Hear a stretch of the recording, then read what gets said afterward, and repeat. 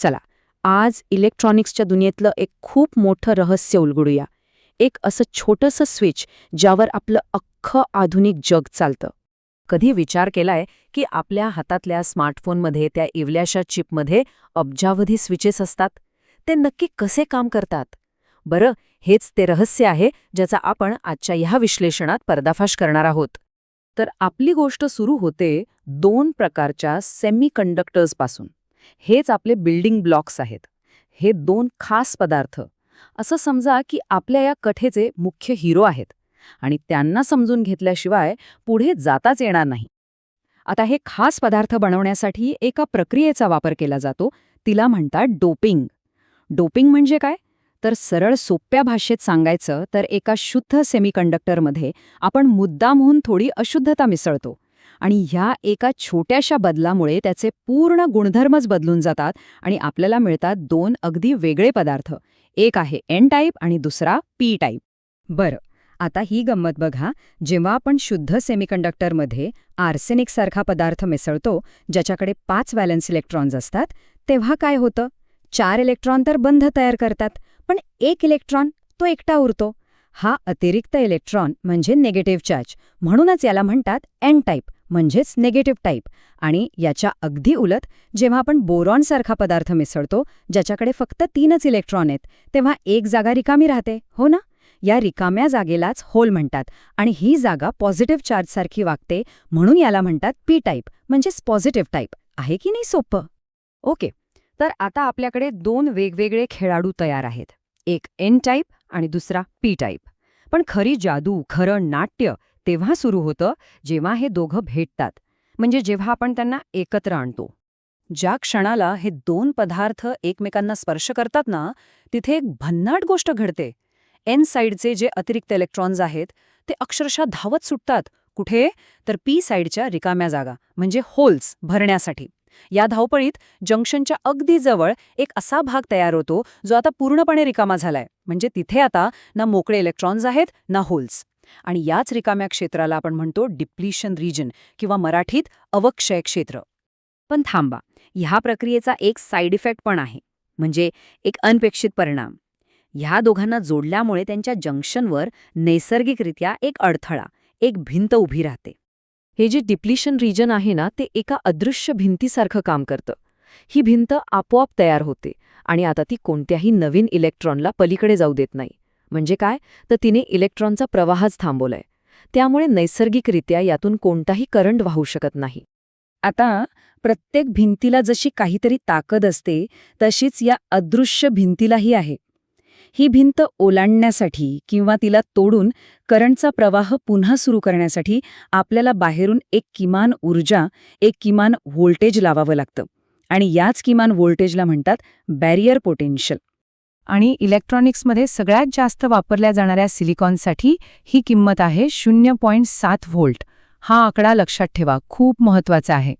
पण गंमत म्हणजे जर्मेनियम नावाच्या दुसऱ्या सेमीकंडक्टरसाठी हीच किंमत फक्त 0.3 व्होल्ट आहे. आता साहजिकच प्रश्न पडतो की या दोन्हींमध्ये एवढा फरक का? याचं उत्तर त्यांच्या अणुरचनेत लपलेलं आहे. बघा, सिलिकॉनचे अणू जास्त स्थिर असतात. त्याचे इलेक्ट्रॉन न्यूक्लियसच्या जवळ अधिक घट्ट पकडून ठेवलेले असतात. यामुळे त्याची अदृश्य भिंत खूपच मजबूत बनते आणि म्हणूनच ती तोडायला जास्त ताकद म्हणजे 0.7 व्होल्ट लागतात.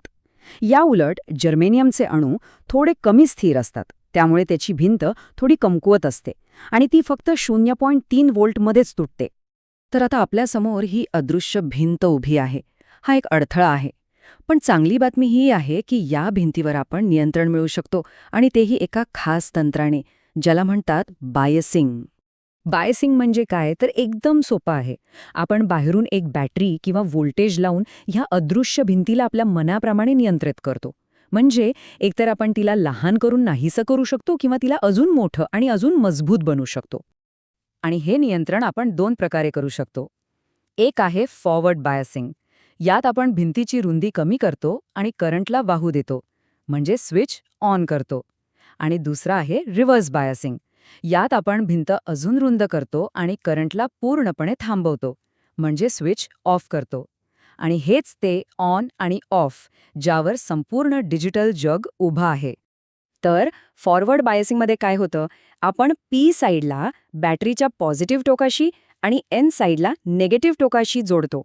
असं केल्याने बाहेरचं व्होल्टेज इलेक्ट्रॉन आणि होल्सना एकमेकांकडे म्हणजे जंक्शनच्या दिशेने ढकलतं. यामुळे ती अदृश्य भिंत आकसते, लहान होते आणि जेव्हा आपलं बाहेरचं व्होल्टेज त्या बॅरियर पोटेन्शियलपेक्षा जास्त होतं, तेव्हा ती भिंत नाहीशी होते आणि करंटचा प्रवाह सुरू होतो. अगदी आपण दरवाजाला धक्का देऊन उघडावा तसंच. आता याच्या अगदी उलट, रिव्हर्स बायसिंग. इथे आपण बॅटरीची जोडणी उलटी करतो. म्हणजे पी साईडला निगेटिव्ह आणि एन साईडला पॉझिटिव्ह.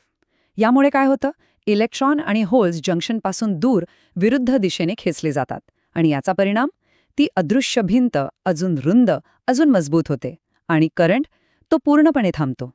हे अगदी एका वन वे वॉल सारखं आहे, जो फक्त एकाच दिशेने प्रवाह जाऊ देतो, उलट दिशेने नाही.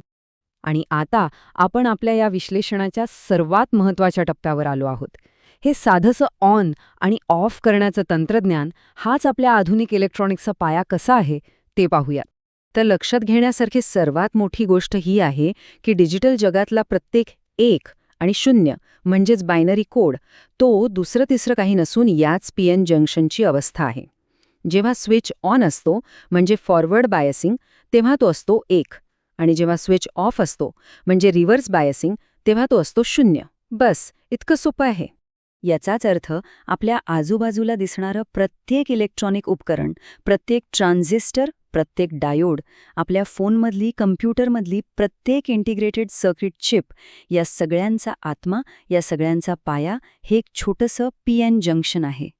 तर आज आपण पाहिलं की हे एक साधं पीएन जंक्शन एका स्विचसारखं कसं काम करतं. पण एक विचार मनात येतोच, असे 1 नाही, 2 नाही तर अब्जावधी स्विचेस एका नखाएवढ्या चिपमध्ये कसे बसवले जातात? बरं, या प्रश्नाचं उत्तर दडलेलं आहे तंत्रज्ञानाच्या पुढच्या अद्भुत टप्प्यात, इंटिग्रेटेड सर्किट्सच्या जगात.